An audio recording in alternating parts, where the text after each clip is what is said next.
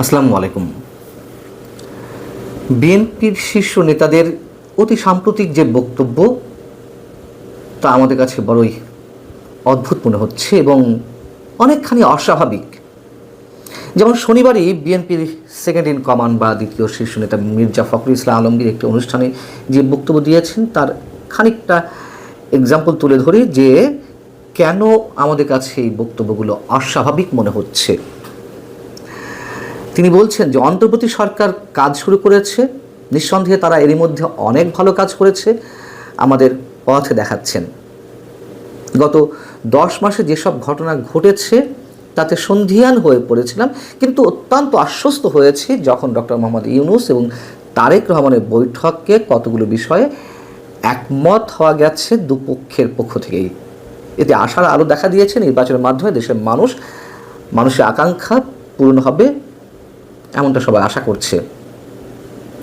কেন অদ্ভুত বলছিলাম, কেন অস্বাভাবিক বলছিলাম?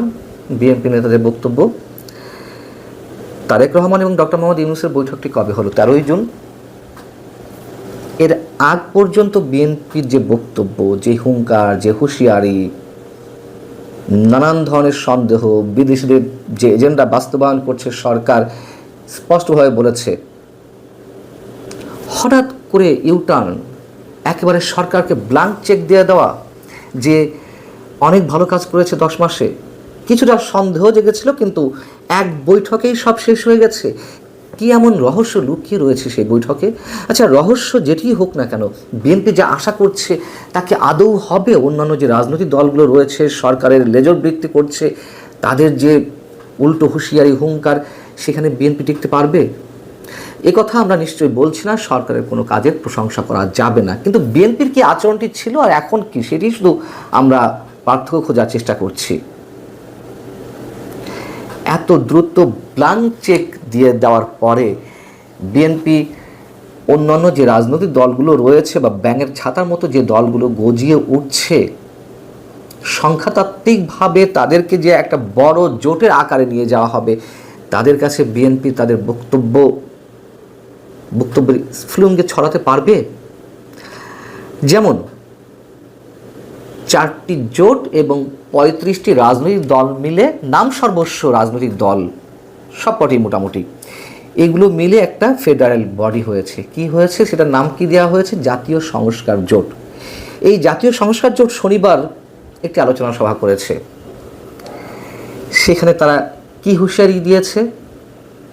বলা হচ্ছে সংস্কার ছাড়া কোনো নির্বাচন হতে দেওয়া হবে না।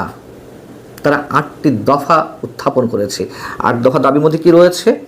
অবিলম্বে জুলাই সনদ ঘোষণা করতে হবে, সংস্কার কাজ দ্রুত সম্পন্ন করতে হবে, বিচারের কাজ দ্রুত সম্পন্ন করতে হবে, আগে স্থানীয় সরকার নির্বাচন, পরে জাতীয় সংসদ নির্বাচন। সংসদ নির্বাচনের 3 মাস আগেই অন্তর্বর্তী সরকারকে, অর্থাৎ ডক্টর মোহাম্মদ ইউনূস সরকারকে তত্ত্বাবধায়ক সরকারের হাতে ক্ষমতা হস্তান্তর করতে হবে। অর্থাৎ এই সরকারের অধীনে নির্বাচন তারা চায় না। এটি আবার কোন ম্যাটিকুলাস ডিজাইন থেকে এই দাবিটি উত্থাপন হলো আমরা জানি না। তত্ত্বাবধায়ক সরকারের কথা অনেকেই বলছিল, হাইকোর্টের রেফারেন্সে, হাইকোর্টের যে রায় তার আলোকে নতুন তত্ত্বাবধায়ক সরকার আসতে পারে, কিন্তু তারা তো সরকারের লেজর বৃত্তি করছে, তারা কেন আবার এই দাবিটি তুলছে আমরা জানি না, এখনই কোনো মন্তব্য করা যাচ্ছে না। যাই হোক, তাদের মতো করেই আবার এই মুহূর্তে মহাশক্তিশালী সরকার যারা পরিচালনা করছে পেছন থেকে, সেই জামাতে ইসলামী, তারাও হুঙ্কার ছেড়েছে। জামাতের সেক্রেটারি জেনারেল মহাসচিব মিয়া গুলাম পরোয়ার তিনি বলছেন আগে স্থানীয় সরকার নির্বাচন দিতে হবে জাতীয় সংসদ নির্বাচনের আগে, এবং মানবতা বিরোধী অপরাধী বিচার করতে হবে এবং প্রয়োজনীয় সংস্কার করতে হবে। এগুলো তারা আগেও বলেছে, কিন্তু জামাতের স্ট্যান্ড সম্পর্কে আমরা তো কিছু বুঝতে পারছি না। সকালে এক কথা, বিকালে এক কথা। এখন আবার যদি এই দাবি তারা আগেও করেছিল, মাঝে ভুলে গিয়েছিল, এখন আবার নতুন করে তুলছে স্থানীয় সরকার নির্বাচন দাবি।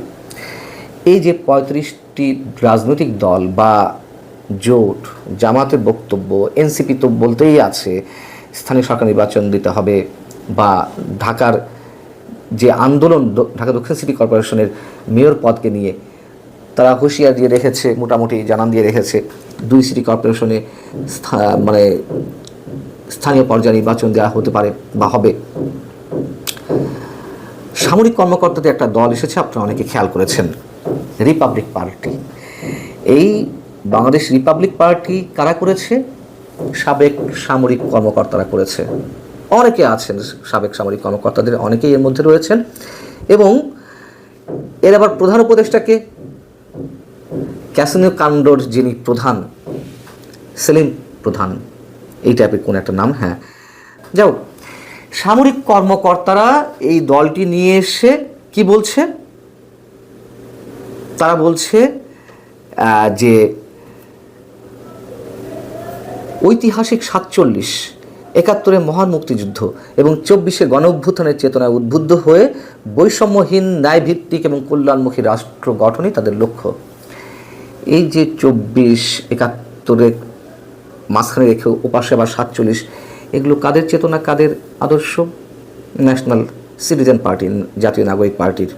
যাও, তারা বলছে যে রিপাবলিক পার্টি এই দল গঠনের পেছনে রয়েছে সেই বাঁধ ভাঙা জুলাই আন্দোলনের অনুপ্রেরণা, যেখানে ফ্যাসিবাদ বিরোধী আন্দোলনের একটি সুশাসন ভিত্তিক বৈষম্যহীন বাংলাদেশ গড়ার লক্ষ্যে প্রায় 2000 বীর শাহাদত বরণ করেছিলেন এবং 30,000-এর বেশি মানুষ আহত হয়েছেন।